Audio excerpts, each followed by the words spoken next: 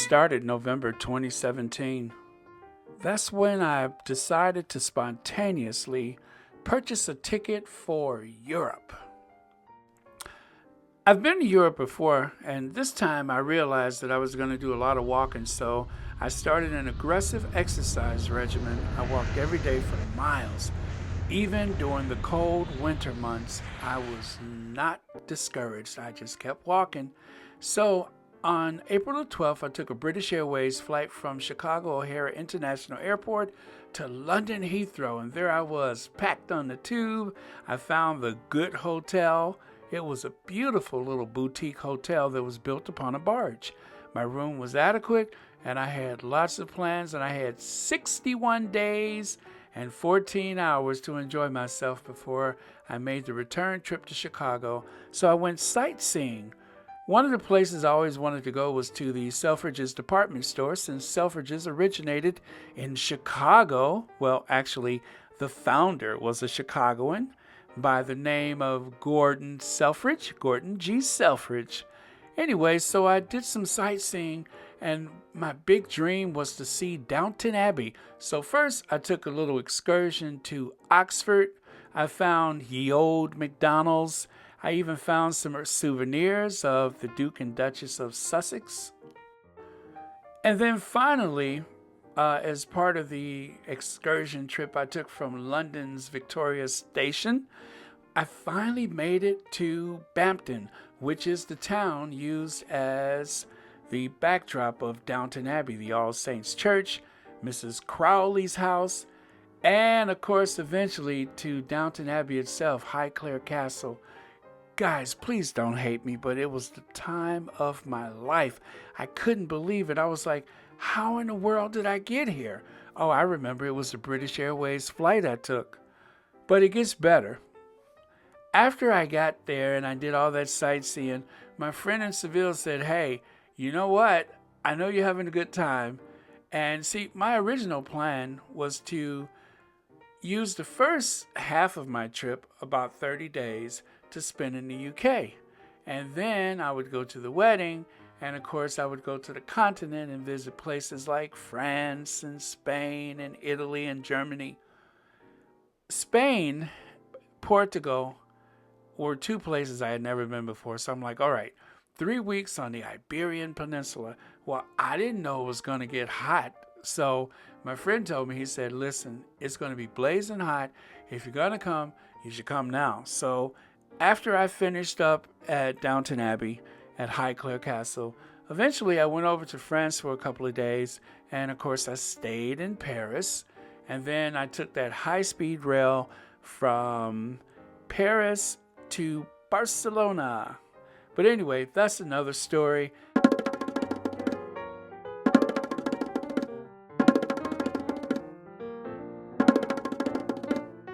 This is the view from my hostel in Florence.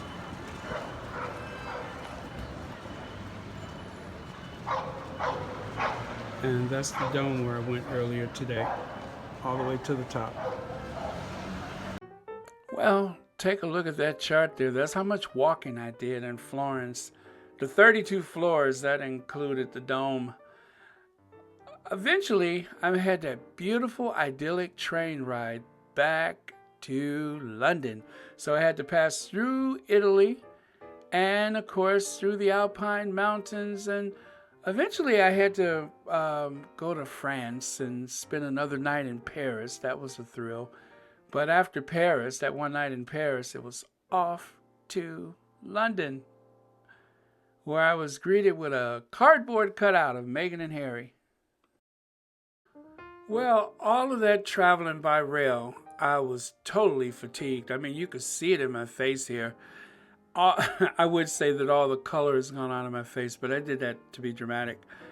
I looked outside and I saw people, and I was just like, God, I wish I had the energy to go out there. But I was exhausted. Well, the next day I jumped up. I didn't really feel like going, but I said, well, let me make plans. I mean, that's why I'm here. So I just put my trust in God. I said, God, I didn't come this far to miss the wedding. Now, mind you, remember, when I bought my ticket, I didn't know there was going to be a wedding, but I remember when Princess Diana got married, so I thought the opportunity was just too great to miss.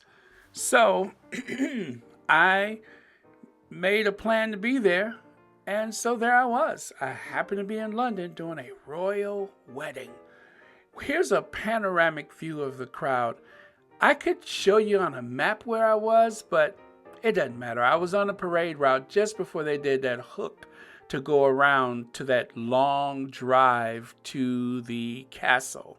You know what I mean? They left the castle, did that hook around, and so all of a sudden here comes those guys on horseback, and everybody's getting excited, and you can like hear some bells or whatever it was. So this is like the lead people coming through, and unfortunately my focus was thrown off by this big crowd of people. Now I was probably maybe 5 to maybe 8 people from. I could have pushed through, but I'm not that kind of person. I'm a little taller, so I decided that it was probably best if I stood back there and let the smaller people have an opportunity. Here they come. Yeah, you see that? Well, look, can you hear it? I took the sound out. But anyway, this was spectacular. I remember the excitement. Now, again, they're going to throw my focus off with all these arms and hands swailing, but that's how close I was to Meghan and Harry. Look at that. God, I'm not even 8 people back. I'm more like maybe 3 or 4 people. But you get the high ground if you're away from the pavement. So look at there. There they are. The focus is gone. But that's Meghan and Harry waving. And then I whipped my camera around, and this way I kept my focus. And anyway, that was a thrill of a lifetime. Well, as you can see, they're making their way down the street, and you'll notice that all of the images get kind of blurred out and everything, but what could I say? Anyway, here's a still photo of that same pass that they made. Right, there we go. And here's the general atmosphere. After they made the loop around, then you can see them from the other side. There's the bobbies. Kind of cool to see them in their uniforms. And this is me in front of Windsor Castle. I love that hat. I know it's old and faded. Around the town of Windsor, everything was all decorated. And this guy right here, he's like the super fan. I just happened to take a picture with him. Look at those cheekbones. Wow. My skin looks good for somebody born in the 60s. Hey, check out the way people were dressed. And of course, I never had like real English fish and chips. This is where I purchased my flag. And of course, this guy is at all the events in that suit. There's another guy that has another suit just like that. That's the correspondence. They were renting out those spaces over the pubs for tens of thousands of dollars for access. I went to the Westminster Abbey after the wedding, and there's the stamps I purchased. There's the tomb of the unknown soldier. Now they asked that, please don't take any photos while you're here. Well, that was the one time I broke the rule about taking any type of photos or recordings in a sacred place, was to get a picture of the bouquet of flowers that were used by Meghan at the wedding. It's a tradition for royal brides to leave their flowers on the tomb of the unknown soldier at Westminster Abbey. Now, of course, the brides themselves do not actually bring the flowers there. It's done discreetly after the wedding, and then the next day, voila, there they were. Since I couldn't get into Meghan and Harry's wedding, I decided while I was visiting Edinburgh, I would just crash a wedding. So that's exactly what I did. Or was this Glasgow? Maybe this was Glasgow. Anyway, there was a wedding, so I decided to crash. I tried to make myself appear as though I was just a member of the family. probably didn't work out too well. What do you think? And here I am on the train, first class virgin. Don't tell anybody I said that. And there is Kensington Palace. I want you to see the general atmosphere that I was able to enjoy when I was there. These are the gowns that were once worn by Diana, Princess of Wales. And I especially love the halo outfit. You remember how that one was used. And of course, where is it? Where is it? The purple dress. I love that one because that's the one she wore when she made a visit to Chicago. There it is.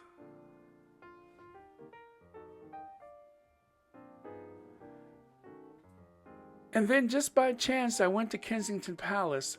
And while I was walking around, I asked this guy, I said, is that where they announced the wedding? And there it is right there. That's where Meghan and Harry stood. This is the gift shop at Windsor Castle. Just by chance, some soldiers were walking by. You can see that they're wearing the same uniform that Harry wore for the wedding.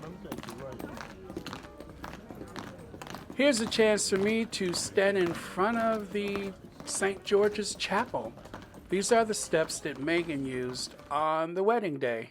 And this is where she exited the chapel. I wasn't allowed to take any photos inside. This time I didn't do it.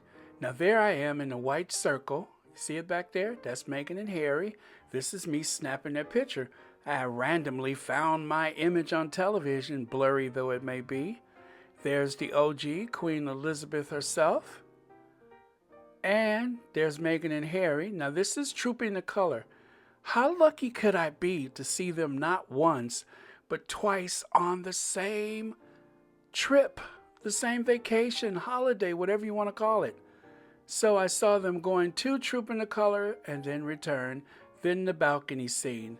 And there I am, along with the rest of the crowd in front of Buckingham Palace, Meghan and Harry leaving the event. There's one of the soldiers at the Buckingham Palace. As you can see, again, a chance to bring out the Union Jacks. There's the Clink, the hostel where I stayed. And look at there, the countdown, 25 minutes before my flight. There it is, the Boeing 747-400. Well, thank you. You won't believe this. I got the mother of all upgrades.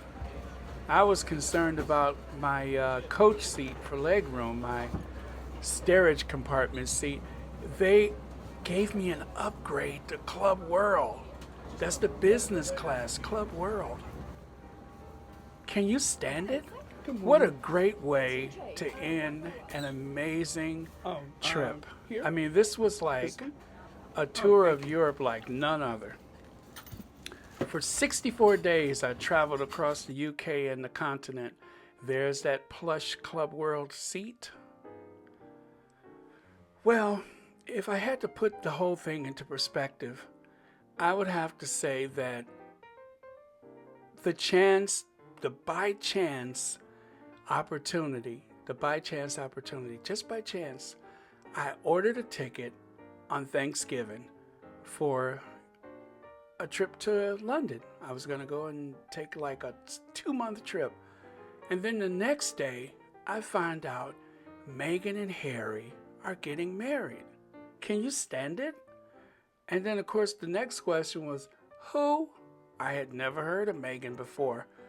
Well, between Thanksgiving and April 12th, the day my flight took off, I fell in love. I watched them go on all these walkabouts in the UK, and Harry introducing her to the nation, and of course her first trip to the Commonwealth before they were married, and of course the Christmas, all of those things.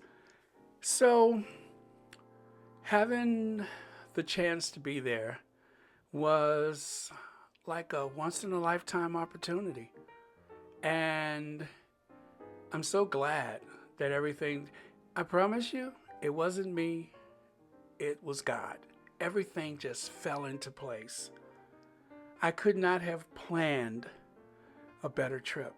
Somehow everything just came together.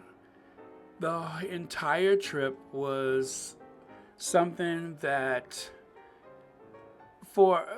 I would say for months after I returned home, I was euphoric. It was like a type of the type of high that I could not put into words. I felt as though my feet were not on the ground. I was elevated. And the idea that I could buy a ticket one day and then the next day I find out there's a wedding and that I'm going to see a royal wedding of all things. I have been hoping for a day like that since 1981 when Princess Diana got married, when Lady Diana Frances Spencer got married to Charles Philip Arthur George Mountbatten Windsor. That's how much it meant to me. I still remember the names. And I remember her father, the Earl Spencer, walking her down the aisle, and they were concerned because he had suffered a stroke, and there's that long nave at the St. Paul's Cathedral. And the first time I went to the UK, I actually went to St. Paul's because of Princess Diana. So this was just like a natural progression of the strong feelings that I had for Princess Diana. Now those strong feelings are there for Harry and for Meghan. So if my voice sounds shaky, that's because it is. Because I'm very emotional about this, but it really made that connection for me. So this is why I created this channel, was because I needed to let this out somehow. And I thank God for you all being there for me and for those that have supported this channel, either by comments or by donations or just by making sure that the count is higher every day. It's a motivation for me because I know there's someone on the other end that is listening, or perhaps they need to hear what I have to say, and I need to know that somebody's listening to me. So that's my connection to Meghan and Harry.